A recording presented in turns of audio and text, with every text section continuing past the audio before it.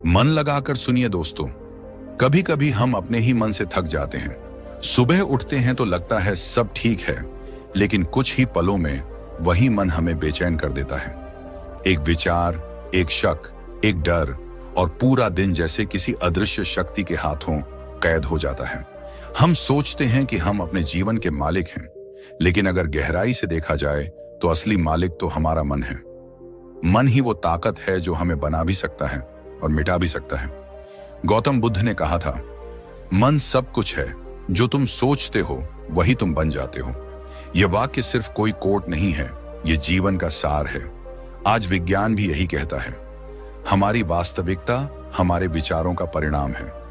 मनोविज्ञान बताता है कि इंसान का मन हर दिन लगभग 60,000 विचारों को जन्म देता है, और उनमें से ज्यादातर विचार दोहराए जाने वाले और नकारात्मक होते हैं। यही कारण है कि हम बार बार वही गलतियां दोहराते हैं, वही डर जीते हैं, वही अधूरेपन का एहसास करते हैं। लेकिन बुद्ध ने 2500 साल पहले ही इस रहस्य को समझ लिया था।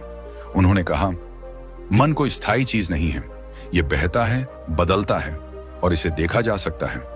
यही बुद्ध की सबसे अद्भुत खोज थी, क्योंकि जब आप मन को देखना शुरू करते हैं तो धीरे धीरे मन अपनी गुलामी से मुक्त होने लगता है। जरा सोचो, तुम्हारा मन हर समय बात कर रहा है। कभी वह तुम्हें भविष्य की चिंता दिखाता है, कभी अतीत की गलती याद दिलाता है, कभी वह तुम्हें किसी से तुलना कराता है, और कभी वह तुम्हारे भीतर एक नकली दुनिया बना देता है, जहां तुम हमेशा कुछ खोज रहे होते हो लेकिन कभी पाते नहीं। यही मन की चाल है। मनोविज्ञान इसे मंकी माइंड कहता है। एक ऐसा मन जो एक डाल से दूसरी डाल पर लगातार झूलता रहता है, कभी खुशी, कभी गुस्सा, कभी डर, कभी पछतावा, और हम इस कूदते हुए मन को अपनी सच्चाई समझ बैठते हैं। लेकिन बुद्ध कहते हैं, तुम मन नहीं हो। यह वाक्य सुनने में सरल लगता है, लेकिन अगर इसे समझ लिया जाए तो जीवन की आधी समस्याएं वहीं खत्म हो जाती हैं। सोचो, जब कोई तुम्हें गुस्सा दिलाता है तो गुस्सा कौन करता है, तुम या तुम्हारा मन? तुम्हारे अंदर जो जागरूकता है वो तो सिर्फ देख रही है। गुस्सा, डर, जलन सब मन की परतें हैं, और बुद्ध ने हमें सिखाया कि हमें इन परतों के पार जाना है। बुद्ध जब बोधि वृक्ष के नीचे बैठे थे तो उन्होंने किसी चमत्कार से ज्ञान प्राप्त नहीं किया। उन्होंने अपने मन को निहारा, घंटों नहीं, दिनों तक बस अपने विचारों को देखा, उनकी जड़ों तक पहुंचे और देखा कि मन एक धारा की तरह है, जिसे जितना तुम पकड़ने की कोशिश करते हो वह उतनी ही तेजी से बह निकलती है। लेकिन जब तुम उसे बस देखते हो बिना प्रतिक्रिया के, तो वह शांत हो जाती है। आज का इंसान भी उसी युद्ध में है, बस युद्ध का मैदान बदल गया है। पहले लोग जंगल में अपने मन से लड़ते थे, आज हम मोबाइल स्क्रीन के पीछे लड़ रहे हैं। सोशल मीडिया, तुलना, सफलता की दौड़, रिश्तों का बोझ, ये सब बाहरी रूप हैं, लेकिन असली जड़ अंदर है, मन की अशांति। हम खुद को समझे बिना दुनिया को बदलने की कोशिश करते रहते हैं, लेकिन बुद्ध कहते हैं, पहले अपने मन को जीतो, फिर दुनिया अपने आप जीत जाओगे। यहां पर मनोविज्ञान और बौद्ध दर्शन का संगम होता है। मनोविज्ञान कहता है, मन एक आदतों का तंत्र है। हर विचार, हर भावना बार बार दोहराने पर एक न्यूरल पैटर्न बनाती है, और वो पैटर्न तुम्हारे व्यवहार को नियंत्रित करता है। इसलिए अगर तुम अपने विचारों को नहीं पहचानते तो तुम्हारी जिंदगी तुम्हारी नहीं रहती, वो उन आदतों की गुलाम बन जाती है जो तुम्हें भीतर से चलाती हैं। बुद्ध ने इसे सरल शब्दों में कहा, जैसा बीज वैसा फल। अगर तुम्हारे विचार शुद्ध हैं तो जीवन भी शुद्ध बनता है। अगर तुम्हारे विचार गंदे, ईर्ष्या या क्रोध से भरे हैं तो जीवन वैसा ही अनुभव देता है। आज साइकोलॉजी में इसे कॉग्निटिव बिहेवियरल थ्योरी कहा जाता है, जहां कहा गया है, your thoughts create your emotions and your emotions drive your actions. यानी मन ही निर्माता है, तुम्हारी खुशी का भी, तुम्हारे दुख का भी। लेकिन सवाल उठता है, अगर मन इतना शक्तिशाली है तो क्या इसे काबू में किया जा सकता है? यही वो सवाल है जिसने बुद्ध को बोधि वृक्ष के नीचे बैठने पर मजबूर किया था। उन्होंने खुद से पूछा, कौन हूं मैं जो यह सब सोच रहा हूं? क्या मैं ये विचार हूं या वो जो विचारों को देख रहा है? और जब उन्होंने उस देखने वाले को देखा, वो जाग गए। यही था बोधि, यानी अवेकनिंग, यानी जागरण। आज जब हम मनोविज्ञान में माइंडफुलनेस की बात करते हैं तो वह कोई नई खोज नहीं है, वह बुद्ध के ध्यान का ही आधुनिक रूप है। जब तुम बिना निर्णय के अपने मन को देखते हो जब तुम बस श्वास पर ध्यान देते हो तो धीरे धीरे विचारों की भीड़ कम होती है। वो जगह बनती है जहां शांति जन्म लेती है। यही जगह है जहां बुद्ध ने कहा था, सच्ची आजादी भीतर से आती है। हम सब इस जीवन में बाहर कुछ ना कुछ खोज रहे हैं, सफलता, प्रेम, पहचान, पैसा, लेकिन असली खोज तो अंदर है। और इस खोज की शुरुआत होती है मन को समझने से। अगर मन एक बच्चा है तो उसे डांटने से नहीं, बल्कि समझने से, प्यार देने से, ध्यान देने से शांत किया जा सकता है। मनोविज्ञान कहता है, वॉट यू रेजिस्ट परसिस्ट्स। जिससे तुम लड़ते हो वो और मजबूत हो जाता है। बुद्ध भी यही कहते हैं, जिसे स्वीकार कर लो वो बदल जाता है। तो शायद आज तुम्हें अपने मन से लड़ने की जरूरत नहीं, बस उसे देखने की, समझने की जरूरत है। क्योंकि जब तुम उसे देख लेते हो तब तुम वही नहीं रह जाते जो पहले थे। तुम एक नई चेतना के साथ जीना शुरू करते हो। यही जीवन का असली मोड़ है, जहां से परिवर्तन शुरू होता है, भीतर से बाहर की ओर। गौतम बुद्ध ने कहा था, संसार बाहर नहीं है, संसार तुम्हारे मन में है। जब उन्होंने यह कहा तब उनके सामने लोग हैरान रह गए, क्योंकि हर कोई सोचता था कि दुख का कारण बाहर है, रिश्ते, पैसा, समाज, परिस्थितियां। लेकिन बुद्ध ने कहा, नहीं, दुख बाहर नहीं, वह तुम्हारे मन की व्याख्या में है। मनोविज्ञान भी यही कहता है। हर इंसान के पास दो दुनिया होती है, एक बाहरी दुनिया जो सबको दिखती है और एक आंतरिक दुनिया जो सिर्फ उसी को महसूस होती है। बाहरी दुनिया को हम नहीं बदल सकते, लेकिन आंतरिक दुनिया को हम रीप्रोग्राम कर सकते हैं, और यही असली नियंत्रण है। बुद्ध ने अपने साधकों को सिखाया कि मन कोई ठोस वस्तु नहीं है, यह एक प्रवाह है, विचारों, भावनाओं, इच्छाओं और प्रतिक्रियाओं का। जैसे नदी का पानी बहता रहता है, वैसे ही मन भी निरंतर बहता रहता है। अगर तुम इस बहाव में अंधे होकर बहते जाओ तो तुम्हें लगेगा तुम ही वो धारा हो, लेकिन अगर तुम किनारे बैठकर उसे देखने लगो तो तुम जान जाओगे कि तुम नदी नहीं, उसके साक्षी हो। यही साक्षी भाव बुद्ध की शिक्षा का केंद्र था। उन्होंने कहा, देखो, पर प्रतिक्रिया मत दो, क्योंकि हर प्रतिक्रिया तुम्हें उस विचार से बांध देती है। अगर किसी ने कुछ कहा और तुम गुस्सा हो गए तो तुमने अपने भीतर उस व्यक्ति को जगह दे दी। अगर किसी ने तुम्हें अनदेखा किया और तुम दुखी हो गए तो तुमने अपनी शांति उसे सौंप दी, और इस तरह मन दूसरों का गुलाम बनता चला जाता है। मनोविज्ञान के अनुसार यह कंडीशन्ड माइंड कहलाता है। हर अनुभव, हर शब्द, हर डर हमारे भीतर एक पैटर्न बना देता है। बचपन में अगर किसी ने कहा कि तुम कमजोर हो तो वो वाक्य हमारे अवचेतन में एक बीज की तरह बैठ जाता है। फिर जब भी कोई हमें चुनौती देता है, वो बीज अंकुरित होता है और हम उस दर्द को दोबारा महसूस करते हैं। हालांकि वह केवल एक स्मृति होती है, यानी मन सिर्फ वर्तमान में नहीं जीता, वह अतीत के संग्रह से अपनी पहचान बनाता है। बुद्ध ने इसीलिए कहा, भूतकाल जा चुका है, भविष्य अभी आया नहीं है, वर्तमान ही तुम्हारा घर है। लेकिन मन वर्तमान में नहीं रह सकता। वह या तो अतीत में उलझा रहता है या भविष्य की कल्पना में खोया। वर्तमान की शांति उसके लिए बहुत साधारण लगती है, क्योंकि मन का अस्तित्व ही हलचल में है। जब तक विचार चलते रहते हैं, मन जीवित महसूस करता है, और जब विचार रुकने लगते हैं तो मन को लगता है वह मर रहा है।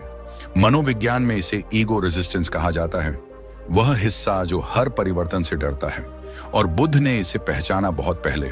उन्होंने कहा, अहंकार ही दुख की जड़ है, क्योंकि अहंकार वही है जो कहता है मैं सही हूं, बाकी सब गलत। अहंकार वही है जो कहता है मुझे चोट लगी है। लेकिन बुद्ध ने कहा, जब तुम मन को समझ लेते हो तो अहंकार स्वतः खत्म हो जाता है। जरा सोचो, अगर कोई व्यक्ति तुम्हारी आलोचना करता है और तुम्हें फर्क नहीं पड़ता तो उस क्षण तुम्हारा मन आजाद है। लेकिन अगर वही शब्द तुम्हारे भीतर आग लगा दें तो समझो तुम्हारा मन अभी भी दूसरों की राय का बंदी है। बुद्ध इसी आजादी की बात करते हैं, जहां मन का अस्तित्व तो है लेकिन उसका नियंत्रण तुम्हारे पास है। मनोविज्ञान कहता है कि मन के 3 स्तर होते हैं।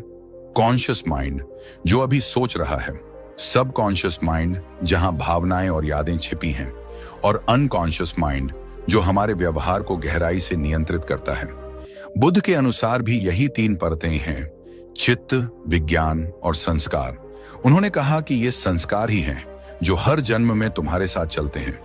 हर क्रिया, हर भावना, हर विचार एक बीज बनकर चित्त में बस जाता है, और जब समय आता है वह बीज फल देता है, कभी खुशी के रूप में, कभी दुख के रूप में। इसलिए बुद्ध ने ध्यान सिखाया, ध्यान कोई धार्मिक क्रिया नहीं थी, वह मन को देखने की कला थी। जब तुम ध्यान में बैठते हो तो धीरे धीरे मन की परतें खुलती हैं। पहले विचार दिखते हैं, फिर भावनाएं, फिर गहरी यादें, और जब तुम इन्हें बिना डर के देखते हो तो ये धीरे धीरे घुलने लगते हैं। यहां मनोविज्ञान कहता है कि यह इमोशनल रिलीज है, और बुद्ध कहते हैं यह विपश्यना है। जैसी वस्तु है वैसी देखने की कला। बुद्ध ने मन की तुलना एक जंगली हाथी से की थी। अगर तुम उसे एकदम पकड़ने जाओगे तो वह तुम्हें कुचल देगा, लेकिन अगर तुम उसे रोज धीरे धीरे प्रशिक्षित करो तो वही हाथी तुम्हारा साथी बन जाता है। मन भी वैसा ही है। पहले वह बेकाबू दौड़ता है, लेकिन जब उसे देखने की आदत पड़ती है तो वह धीरे धीरे शांत होने लगता है। आज का मनोविज्ञान इसे न्यूरोप्लास्टिसिटी कहता है, यानी मस्तिष्क को बदला जा सकता है। ध्यान, सकारात्मक सोच और आत्म जागरूकता से हम अपने न्यूरॉन्स की दिशा बदल सकते हैं। बुद्ध यही तो सिखा रहे थे कि तुम्हारा मन कोई कैद नहीं है, वह तुम्हारा उपकरण है। बस तुम्हें उसे समझना है, ना कि उसे लड़ना। मन की असली प्रकृति समझने के बाद बुद्ध ने कहा था, मन न अच्छा है न बुरा, वह वैसा बनता है जैसा तुम उसे बनाते हो। यानी अगर तुम उसमें करुणा डालो तो वह प्रेम का साधन बनता है, अगर तुम उसमें लालच डालो तो वही विनाश का कारण बनता है। मन एक दर्पण है, वह वही दिखाता है जो तुम उसके सामने रखो, और अगर तुम भीतर गंदगी रखो तो बाहर की दुनिया भी वैसी ही लगेगी। यही कारण है कि बुद्ध ने मन को समझने को सबसे बड़ा धर्म कहा, क्योंकि जब मन स्पष्ट हो जाता है तो जीवन का हर निर्णय सहज हो जाता है। फिर न किसी से जलन होती है, न गुस्सा, न भय, क्योंकि तब तुम्हें पता होता है कि हर भावना केवल एक लहर है और तुम उस लहर के सागर हो। गौतम बुद्ध ने कहा था, अपने मन को जीत लो, दुनिया तुम्हारे चरणों में होगी। यह कोई कवितामय वाक्य नहीं था, यह एक मनोवैज्ञानिक सत्य था। हम सब जीवन में कुछ न कुछ जीतना चाहते हैं, पैसा, सफलता, सम्मान, प्यार, पहचान, लेकिन इन सब के पीछे जो असली जीत है वह है मन पर विजय। क्योंकि जब तक मन तुम्हारे अधीन नहीं तब तक कोई भी उपलब्धि स्थायी नहीं। सोचो जरा, तुमने कभी किसी से झगड़ा किया होगा। उस समय तुम्हारा उद्देश्य शायद सही था, लेकिन जब गुस्सा हावी हुआ तब वह सही भी गलत लगने लगा। तुम्हारा मन नियंत्रण खो बैठा और तुमने वही कहा या किया जो बाद में तुम्हें पछतावा देता रहा। यानी उस पल में तुम नहीं, तुम्हारा मन बोल रहा था। मनोविज्ञान कहता है, जब भावना तीव्र होती है तर्क नष्ट हो जाता है। यानी जिस क्षण तुम्हारा मन असंतुलित होता है तुम्हारा विवेक बंद हो जाता है। बुद्ध ने इसी अवस्था को अज्ञान कहा है, जहां इंसान देखता तो है पर सत्य नहीं देख पाता, क्योंकि मन का धुंधलापन उसकी आंखों पर छा जाता है। मन की यही अनियंत्रित स्थिति हमें बार बार दुख देती है। कभी क्रोध में, कभी लालच में, कभी भय में हम ऐसे निर्णय ले लेते हैं जो हमें महीनों, सालों तक पछतावे में रखते हैं। बुद्ध ने कहा था, मनुष्य का सबसे बड़ा शत्रु कोई और नहीं, उसका अपना मन है। क्योंकि जब मन अनियंत्रित होता है तो वह एक जंगली घोड़े की तरह भागता है, कभी अतीत की ओर, कभी भविष्य की ओर, कभी दुख की ओर, कभी कल्पना की ओर, और हम उस घोड़े के पीछे दौड़ते रहते हैं, थकते हैं, टूटते हैं, पर रुक नहीं पाते। मनोविज्ञान इस अवस्था को ओवरथिंकिंग कहता है, जहां व्यक्ति सोचता नहीं बल्कि सोच में डूब जाता है। हर विचार एक और विचार को जन्म देता है और धीरे धीरे मन थक जाता है, पर रुकता नहीं, क्योंकि मन का स्वभाव ही है भागना। बुद्ध ने कहा था, मन को रोकने की कोशिश मत करो, उसे समझो। अगर तुम किसी नदी को रोकने की कोशिश करोगे तो वह उफान मार देगी, लेकिन अगर तुम उसे एक दिशा दो तो वही नदी शक्ति बन जाती है। मन भी वैसा ही है, अगर तुम उसे दिशा नहीं दोगे तो वह तुम्हें कहीं का नहीं छोड़ेगा। बुद्ध के समय में एक भिक्षु उनके पास आया। उसने कहा, भगवान, मेरा मन बहुत भटकता है, मैं ध्यान करता हूं पर विचार रुकते नहीं। कभी बचपन की यादें आती हैं, कभी भविष्य की चिंताएं। बुद्ध मुस्कुराए और बोले, यह मत कहो कि मन भटकता है, यह कहो कि तुमने उसे कभी दिशा नहीं दी। उन्होंने कहा, मन तुम्हारा दास नहीं, तुम्हारा साथी है, बस तुमने उसे सिखाया नहीं कि शांत कैसे रहना है। यहां बुद्ध और मनोविज्ञान दोनों एक बात पर सहमत हैं कि मन को काबू करने का मतलब है उसे प्रशिक्षित करना। जैसे शरीर के लिए व्यायाम जरूरी है, वैसे मन के लिए ध्यान, एकाग्रता और जागरूकता जरूरी है। अगर तुम रोज कुछ मिनट अपने विचारों को देखो तो धीरे धीरे तुम नोटिस करोगे कि मन शांत होने लगा है। विचारों की भीड़ कम होने लगी है, और सबसे महत्वपूर्ण, तुम अब अपने विचारों से अलग महसूस करने लगोगे। मनोविज्ञान इसे मेटा अवेयरनेस कहता है, यानी मैं सोच रहा हूं यह जानने की क्षमता। और बुद्ध ने इसे कहा स्मृति, माइंडफुलनेस। उन्होंने कहा जो हर क्षण सजग है वही सच्चा साधक है। अब सोचो, जब मन अनियंत्रित होता है तो वह हमें हर दिशा में खींचता है, इच्छाओं की ओर, डर की ओर, तुलना की ओर। यह वही मन है जो कहता है वो इंसान तुमसे बेहतर है। तुम्हारे पास सब कुछ होते हुए भी कुछ कमी है, और जब तुम इन आवाजों को मान लेते हो तो तुम दुख की जंजीरों में बंध जाते हो। बुद्ध ने कहा था इच्छा ही दुख की जड़ है। यहां इच्छा का अर्थ केवल भौतिक चाह नहीं है, बल्कि हर वो पकड़ जो मन करता है। जब मन कहता है यह मुझे चाहिए तभी मैं खुश रहूंगा, तो उसी क्षण दुख शुरू हो जाता है, क्योंकि तुमने अपनी खुशी को किसी शर्त से बांध दिया, और अगर वह शर्त पूरी ना हो तो तुम्हारा मन तड़पता है। यही मन का भ्रम है। मनोविज्ञान भी यही बताता है कि जब तक इंसान बाहरी चीजों पर निर्भर है वह इमोशनल डिपेंडेंसी में जीता है, और जो व्यक्ति भावनात्मक रूप से निर्भर है वह कभी स्वतंत्र नहीं हो सकता। बुद्ध ने इसी को आसक्ति कहा। उन्होंने सिखाया कि सच्ची स्वतंत्रता तभी आती है जब तुम अपने मन को नियंत्रित करते हो, ना कि मन तुम्हें। मन को काबू में रखना कोई दमन नहीं है, यह किसी सैनिक अनुशासन जैसा बल प्रयोग नहीं है, यह प्रेम की प्रक्रिया है। तुम अपने मन से लड़ो मत, उसे समझो, सुनो, उसके कारणों तक जाओ। जब तुम यह समझ लेते हो कि हर विचार केवल एक लहर है, तो तुम्हें पता चलता है लहर चाहे कितनी भी बड़ी हो, तुम समुद्र हो, असीम, स्थिर, गहरा। इसीलिए बुद्ध ने कहा जिसने अपने मन को जीत लिया उसने संसार को जीत लिया, क्योंकि तब न तो गुस्सा तुम्हें हिला सकता है, न भय, न लालच, न मोह। फिर तुम परिस्थितियों से नहीं, अपनी चेतना से संचालित होते हो, और वही क्षण है जब इंसान साधारण से असाधारण बनता है। आज की दुनिया में जहां हर तरफ आवाजें हैं, मोबाइल नोटिफिकेशन, सोशल मीडिया, विज्ञापन, हर चीज तुम्हारा मन खींच रही है, और अगर तुम सजग नहीं हो तो तुम्हारा मन उन सब के नियंत्रण में है। तुम्हारे विचार तुम्हारे नहीं, वो दूसरों द्वारा डाले गए हैं। इसीलिए आज के युग में माइंड कंट्रोल का मतलब किसी और को नहीं, बल्कि खुद के मन को वापस पाना है। बुद्ध का संदेश आज पहले से ज्यादा जरूरी है, क्योंकि अगर तुम अपने मन को नहीं जानोगे तो कोई और उसे इस्तेमाल करेगा, तुम्हारे निर्णयों में, तुम्हारे डर में, तुम्हारे इच्छाओं में। और यही आधुनिक गुलामी है। मन को काबू में करने का अर्थ है स्वयं को मुक्त करना, अपने अंदर के दानवों से, अपने असुरक्षित विचारों से, अपने झूठे मैं से। क्योंकि जब मन शांत होता है तो तुम वही बन जाते हो जो तुम हमेशा से थे, शुद्ध, जागरूक, पूर्ण। क्या तुमने कभी खुद से पूछा है मैं अपने मन को शांत क्यों नहीं रख पाता? क्यों हर बार जब मैं खुद से वादा करता हूं कि अब मैं नहीं गुस्साऊंगा तो कुछ ही घंटों में वही गुस्सा मुझ पर हावी हो जाता है? क्यों जब मैं ध्यान लगाने बैठता हूं तो मन चुपचाप बैठने की बजाय और ज्यादा बोलने लगता है? गौतम बुद्ध कहते हैं मन को जीतना संसार को जीतने से भी बड़ा विजय है, क्योंकि अगर तुमने अपने मन को साध लिया तो फिर दुनिया तुम्हें विचलित नहीं कर सकती।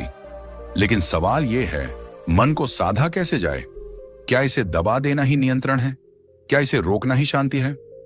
नहीं, बुद्ध ने कभी नहीं कहा कि मन को रोक दो। उन्होंने कहा मन को देखो, बस देखो, क्योंकि जो देखा जा सकता है उसे समझा जा सकता है, और जो समझा जा सकता है उसे बदला भी जा सकता है।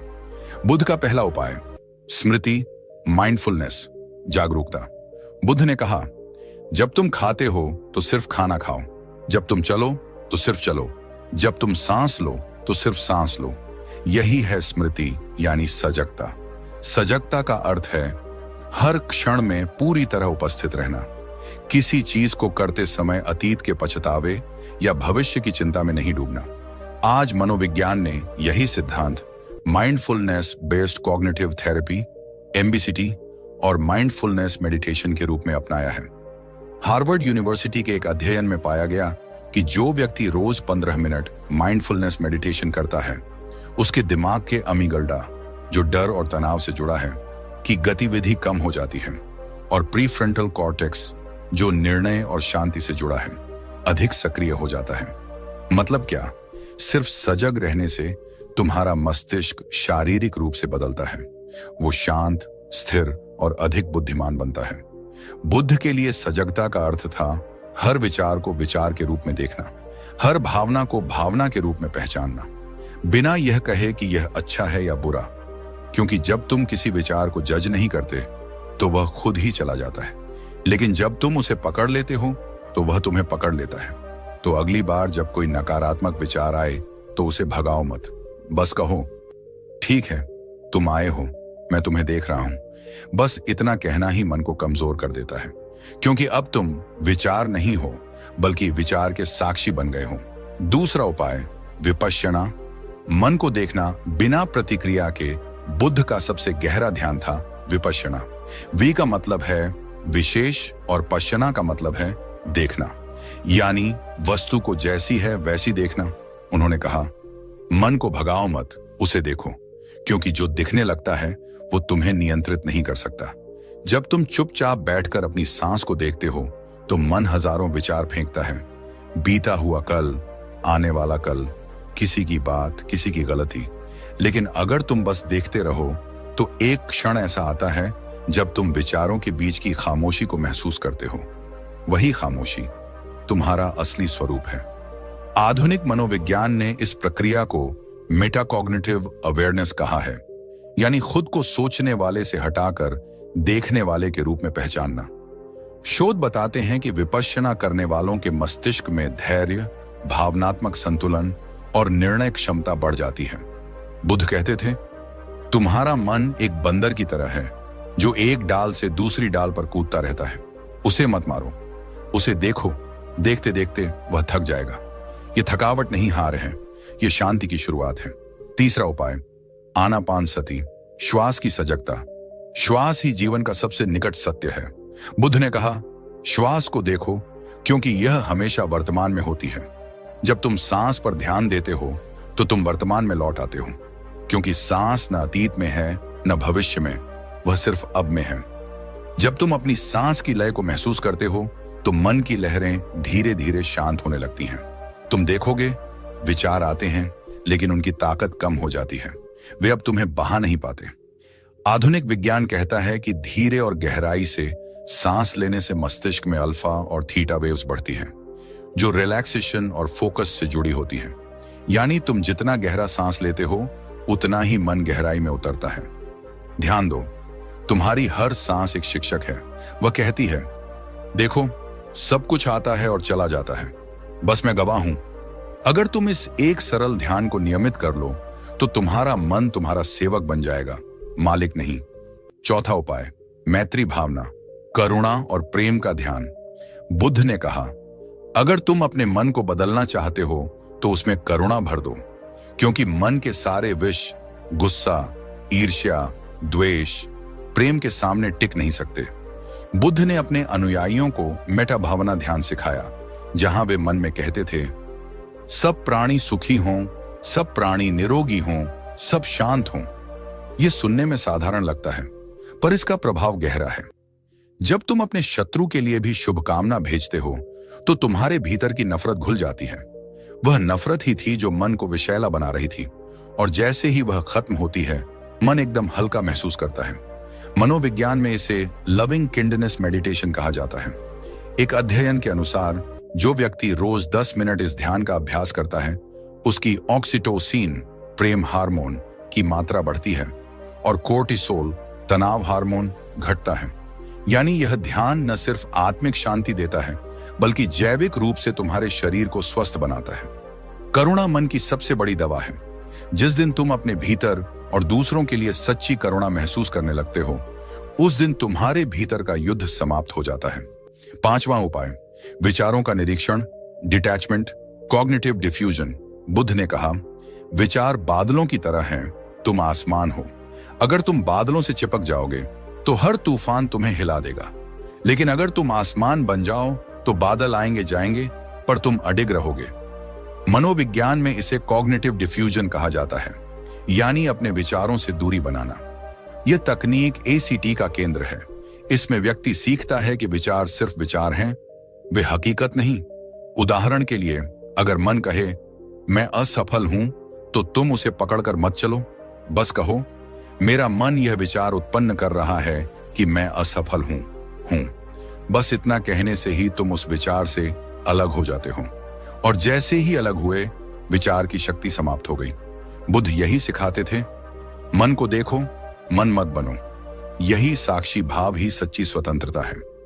छठा उपाय, अनित्य का ध्यान, इम्परमानेंस। बुद्ध ने कहा, जो कुछ भी उत्पन्न होता है वह नष्ट भी होता है। यह सुनने में सामान्य बात लगती है, पर इसका अर्थ बहुत गहरा है। जब तुम सच में समझ लेते हो कि हर भावना, हर दर्द, हर स्थिति अस्थायी है, तो तुम उनसे चिपकना बंद कर देते हो। मनोविज्ञान में इसे रैडिकल एक्सेप्टेंस कहा गया है, अर्थात चीजों को जैसे हैं वैसे स्वीकार करना। जो व्यक्ति स्वीकार करता है वह मानसिक रूप से सबसे मजबूत होता है, क्योंकि जो विरोध करता है वह संघर्ष करता है, और जो स्वीकार करता है वह मुक्त होता है। तो अगली बार जब दुख आए तो उससे मत लड़ो, बस कहो तुम भी गुजर जाओगे। यही है अनित्य का ध्यान। सातवां उपाय, ध्यान को जीवन का हिस्सा बनाना। बुद्ध ने कहा, ध्यान कोई विशेष काम नहीं, ये जीवन जीने की कला है। जब तुम खाते हो, बोलते हो, चलते हो, हर काम में ध्यान जोड़ो। अगर तुम बस दिन में 5 बार 2 मिनट के लिए गहरी सांस लेकर रुक जाओ, तो धीरे धीरे तुम पाओगे कि मन अब पहले जैसा नहीं रहा, वह स्थिर हो गया है। मनोविज्ञान इसे माइक्रो मेडिटेशन कहता है। शोध बताते हैं कि दिन भर में छोटे छोटे ध्यान के क्षण तुम्हारे मानसिक स्वास्थ्य पर गहरा असर डालते हैं। तुम ज्यादा संतुलित, रचनात्मक और शांत महसूस करते हो। आठवां उपाय, स्वयं की स्वीकृति, सेल्फ एक्सेप्टेंस। बुद्ध ने कहा, तुम खुद से प्यार किए बिना किसी से प्रेम नहीं कर सकते। अगर तुम अपने भीतर के अंधेरे को नकारोगे तो वह और बढ़ेगा, लेकिन अगर उसे स्वीकार कर लोगे तो वह धीरे धीरे प्रकाश में बदल जाएगा। मनोविज्ञान में इसे सेल्फ कंपेशन कहा जाता है। डॉ क्रिस्टिन नेफ के अनुसार, जो व्यक्ति खुद के प्रति दयालु होता है वह दूसरों के प्रति भी करुणामय होता है। यह करुणा मन को शांत करती है, क्योंकि अब मन संघर्ष में नहीं, स्वीकृति में होता है। नौवां उपाय, ध्यान और विज्ञान का संग। बुद्ध ने कहा था, मन सब कुछ है, जो तुम सोचते हो वही बन जाते हो। और अब आधुनिक न्यूरोसाइंस ने भी यह सिद्ध कर दिया है कि हमारे विचार सच में हमारे मस्तिष्क की संरचना बदल देते हैं। इसे कहते हैं न्यूरोप्लास्टिसिटी, यानी मस्तिष्क हर अनुभव से नया आकार लेता है। अगर तुम रोज नकारात्मक सोचते हो तो नकारात्मक रास्ते मजबूत होते हैं। अगर तुम रोज ध्यान करते हो तो शांति के रास्ते मजबूत होते हैं। यानी तुम्हारा मन एक मिट्टी है जिसे तुम जैसा चाहो वैसा गढ़ सकते हो। और बुद्ध यही सिखा रहे थे, अपने भीतर का मूर्तिकार बनो। 10 अंतर्मन की क्रांति। जब तुम बुद्ध के इन उपायों को अपनाते हो तो धीरे धीरे तुम्हारे भीतर एक क्रांति होती है, जहां गुस्से की जगह शांति, ईर्ष्या की जगह करुणा और अशांति की जगह साक्षी भाव जन्म लेता है। और यही बुद्धत्व है, कोई चमत्कार नहीं, बल्कि अपने मन पर विजय। याद रखो, बुद्ध का मार्ग बाहर की यात्रा नहीं है, यह भीतर की यात्रा है। वह कोई धर्म नहीं सिखाते थे, वह विज्ञान सिखाते थे, मन के विज्ञान का। जब तुम इसे अपनाते हो तो तुम सिर्फ शांत नहीं होते, तुम जागते हो। और जब एक व्यक्ति जागता है तो उसका जीवन ही नहीं, उसके आसपास की दुनिया भी बदल जाती है। कभी कभी जीवन में ऐसे क्षण आते हैं जब हम थक जाते हैं अपने विचारों से, अपने डर से, अपने ही बनाए संघर्षों से। हम चाहते हैं शांति, पर शांति मिलती नहीं, क्योंकि हम उसे बाहर ढूंढते हैं, जबकि वह तो हमेशा हमारे भीतर रही है। गौतम बुद्ध ने कहा था, मन ही सब कुछ है, जो तुम सोचते हो वही बन जाते हो। और यही बात आज आधुनिक मनोविज्ञान भी कहता है। तुम्हारे विचार, तुम्हारी भावनाएं तुम्हारे जीवन की दिशा तय करते हैं। तुम्हारा मन तुम्हारा सेवक है, पर यदि तुम उसे पहचान ना पाओ तो वही सेवक तुम्हारा मालिक बन जाता है। बुद्ध ने हमें रास्ता दिखाया, मन को भगाने का नहीं, बल्कि उसे देखने का। जब तुम अपने भीतर के विचारों, भावनाओं और प्रतिक्रियाओं को जागरूक होकर देखने लगते हो, तो तुम धीरे धीरे उस कैद से मुक्त हो जाते हो जहां मन तुम्हें बंद कर रखा था। कल्पना करो, अगर तुम अपने मन के गुलाम नहीं बल्कि मालिक बन जाओ तो क्या होगा? हर परिस्थिति में शांति बनी रहेगी, हर दर्द तुम्हें कुछ सिखाएगा, हर गिरना तुम्हें मजबूत बनाएगा। यही तो बुद्धत्व है। यह कोई पर्वत की चोटी पर मिलने वाली चीज नहीं, यह तो तुम्हारे भीतर ही है। बस धूल हटानी है जो तुम्हारे विचारों और असावधानी ने जमा दी है। बुद्ध ने कहा था, जैसे दीपक अंधेरे को नहीं भगाता बल्कि रोशनी से मिटा देता है, वैसे ही सजगता अज्ञान को मिटा देती है। जब तुम सजग हो जाते हो तो तुम्हारा हर काम ध्यान बन जाता है, तुम्हारी हर सांस साधना बन जाती है, तुम्हारा हर दिन एक नया अवसर बन जाता है खुद को और गहराई से समझने का। तो आज से अपने भीतर यह निर्णय लो कि अब मैं अपने मन का दास नहीं रहूंगा, अब मैं अपने विचारों का शिकार नहीं बनूंगा, अब मैं अपने भीतर का बुद्ध जगाऊंगा, क्योंकि बुद्ध बाहर नहीं है, वे तुम्हारे भीतर हैं। हर श्वास के बीच, हर खामोशी के भीतर, हर जागरूक क्षण में। और यही वह क्षण है जहां तुम्हारी यात्रा शुरू होती है, मन की विजय की यात्रा। याद रखो, बाहर की जीतें क्षणिक होती हैं, पर भीतर की जीत सदा के लिए होती है। अगर तुम आज से बस 10 मिनट रोज ध्यान, सजगता और आत्मचिंतन का अभ्यास कर लो, तो कुछ ही दिनों में तुम अपने भीतर वह स्थिरता महसूस करोगे जो किसी दवा या किताब से नहीं मिलती। और अगर तुम चाहते हो कि यह आत्म यात्रा हर दिन और गहरी होती जाए, अगर तुम चाहते हो कि हर वीडियो तुम्हारे जीवन में नई ऊर्जा, नई समझ और नई प्रेरणा लाए, तो हमारा YouTube चैनल तुम्हारे लिए ही बना है। यह सिर्फ एक चैनल नहीं, यह एक आध्यात्मिक प्रयोगशाला है जहां हम हर वीडियो के जरिए मन, ध्यान, बुद्ध और जीवन के गहरे रहस्यों को समझते हैं। यहां तुम्हें सिर्फ बातें नहीं बल्कि जीवन में लागू करने योग्य ज्ञान मिलेगा, वो ज्ञान जो भीतर की अंधकार को मिटा दे और तुम्हें अपने सच्चे स्वरूप तक पहुंचा दे। तो अगर तुम इस ज्ञान यात्रा का हिस्सा बनना चाहते हो तो इस वीडियो को लाइक करो, अपने मन के साथ यात्रा करने वाले हर व्यक्ति तक शेयर करो और चैनल को सब्सक्राइब कर लो, क्योंकि आगे आने वाले हर वीडियो में तुम्हारे जीवन को बदल देने वाला एक नया प्रकाश लेकर हम आएंगे। याद रखो, शांति कहीं बाहर नहीं, वह तुम्हारे भीतर है। और बुद्ध ने केवल इतना कहा था, जागो तो उठो, सांस लो और अपने भीतर के बुद्ध को पहचानो, क्योंकि जब मन शांत होता है तभी जीवन सुंदर लगता है, और जब जीवन सुंदर लगता है तभी तुम वास्तव में जीना शुरू करते हो। धन्यवाद।